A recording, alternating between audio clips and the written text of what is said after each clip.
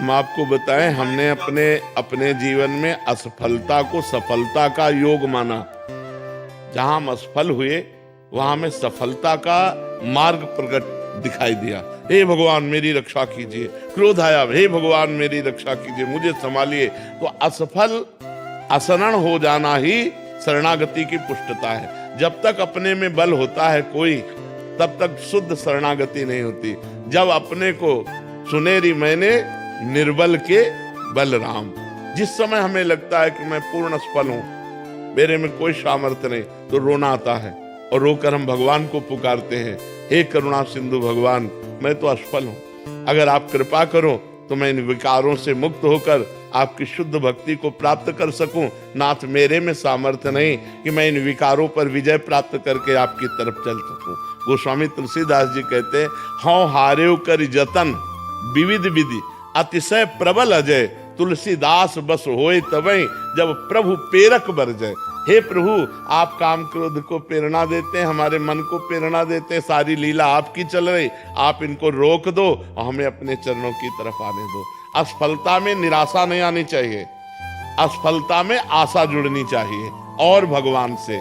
मैं तो किसी योग्य नहीं, लेकिन आप सर्व सामर्थ्यशाली हैं, आपकी एक कृपा कोर से मेरा सब कुछ बन जाएगा। मेरे बनाए ना बनेगी कोटि कल्प लो, आपके बनाए बनेगी पल पाव में, पल के चौथाई हिस्से में आपकी कृपा कोर से बन जाएगा। नाथ आपने बहुत पतितों को पावन किया है, मुझ जैसे अधम को भी पावन कीजिए। ये अंदर से भावना आ जाती है तो हमारी सफलता का योग बन जाता है। हमें निराश नहीं होना, हमें उदास नहीं होना, हमें हताश नहीं होना, अपने कर्तव्य पर कदम आगे बढ़ाते रहना है। फिसल जाए तो फिर खड़े होकर के चल, ये परमार्थ का मार्ग है, इसमें हारना नहीं, इसमें निराश नहीं होना। हम अविनाशी के बच्चा हैं, एक न एक दिन परम पद को प्राप्त करके रहेंगे। आज अगर हम परास्त हो रहे हैं तो हम रुकेंगे नहीं, हम 100 बार गिरेंगे तो 101 बार खड़े होकर फिर परमार्थ पे चलेंगे, तो कभी न कभी भगवान हमें विजय दिला ही देंगे। हमारी कमजोरियां हमें गिराती रहती हैं महाराज। हमारी कमजोरियां हैं, लेकिन हमारे प्रभु तो बहुत बलशाली है ना।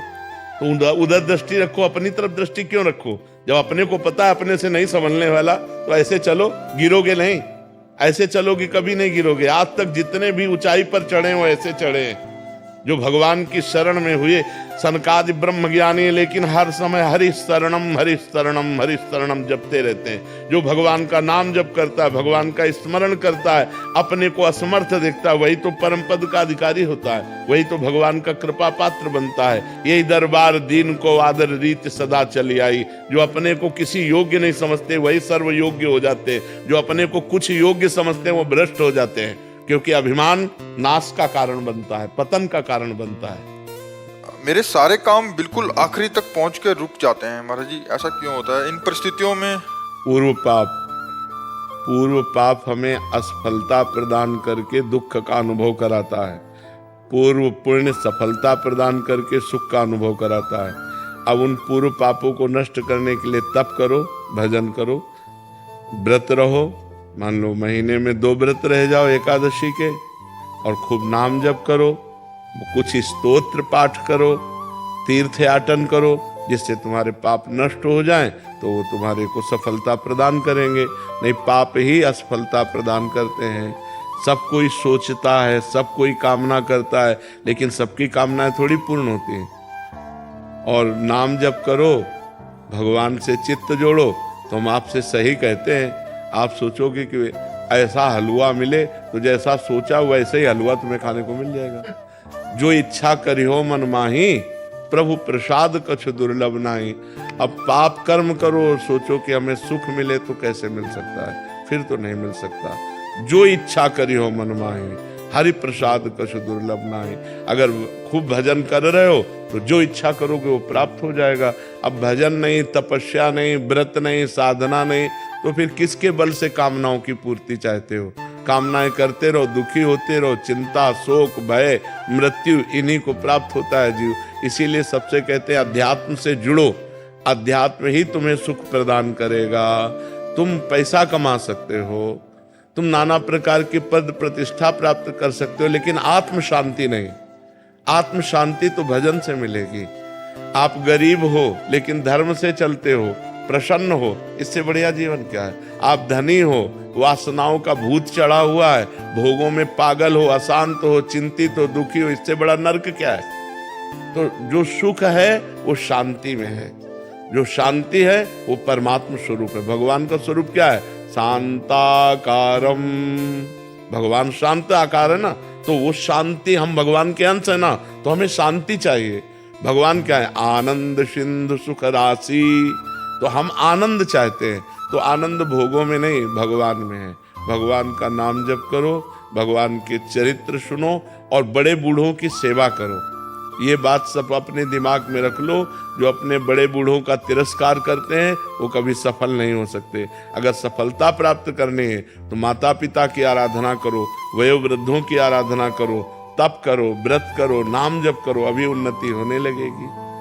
अब खाते मुर्गा मुर्गी है, करते बेविचार है, नशा करते हैं, उन्नति चाहते तो कैसे हो पाएगी।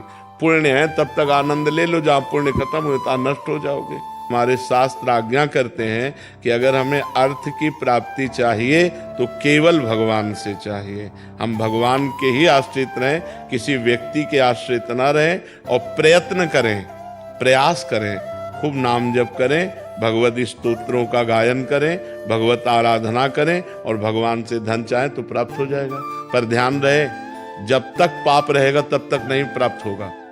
जब आपका पाप क्षय पहले करेगा नाम जप, तब आपको प्राप्ति होगी। केवल कामना करने से धन की प्राप्ति नहीं होगी। देखो, पद की प्राप्ति ध्रुव जी के मन में आई तो जाकर तपस्या की मधुवन में, मथुरा में आकर तब प्राप्त हुआ। ऐसे कुछ नहीं प्राप्त हो जाता। आपके पास तप हो, आपके पास भजन हो, आपके पास साधना हो, तब आपकी कामना पूर्ण होगी। आप व्रत, नियम, संयम, तपस्या, भजन इनको स्वीकार करें, कामना करें या न करें, आपको सुख घेर लेगा। और आप ये सब ना करें तो लाख कामना करते रहो, किसी मंदिर में जाके ऐसे पूर्ण होने वाली है क्या? कभी तुक्का लग जाए पुण्य का तो बात अलग की बात है, न कि नहीं ऐसे पूर्ण होने वाली नहीं। बकाया जरूरी है हमारी आवश्यकताओं की पूर्ति के लिए हम अपने भगवान से प्रार्थना करें और साधन करें, नाम जप करें, व्रत करें, स्तोत्रों का पाठ करें, तो भगवान कृपा करेंगे, हमारी कामना पूर्ण हो जाएगी। जो धनी पुरुष है महाराज जी, उन्होंने भी तो पाप किए होंगे महाराज जी। हाँ, तो इनको पाप का फल मिलेगा। यहाँ पाप का फल मिलेगा। अभी पुण्य का फल चल रहा है, इसलिए विध्वंस हो जाएंगे। जो पाप करेंगे चाहे जितने बड़े धनी हो, मिट्टी में मिल जाएंगे। रावण की खोपड़ी को अपनी गोद में रखकर मंदोदरी कहती, राम विमुख का सहाल तुम्हारा, रहा नको कुल रोवन हारा। उससे बड़ा विद्वान, उससे बड़ा धनी, उससे बड़ा बलवान कौन हो सकता है? मिट्टी में मिला दिया भगवान ने। इसीलिए चाहे जितने बड़े तुम आज धनी हो, पुण्य के प्रताप से हो, और अगर आज मत वालापन करोगे, पाप करोगे, तो कल तुम नष्ट हो जाओगे। न लोक के रहोगे न परलोक के रहोगे। इसलिए धर्म से चलना चाहिए। वर्तमान के सुख दुख को देखकर प्रभावित नहीं होना चाहिए। कोई धर्म में चल रहा है, दुखी दिखाई दे रहा है, उसका पूर्व का पाप चल रहा है, वर्तमान में बहुत अच्छा चल रहा है। कोई वर्तमान में बहुत गलत चल रहा है और सफलता को प्राप्त हो रहा है, तो उसका पुण्य काम कर रहा है। लेकिन वर्तमान का कर्म जब फल देगा तो नष्ट हो जाएगा, क्योंकि वर्तमान में वो गलत कर रहा है, अधर्म कर रहा है।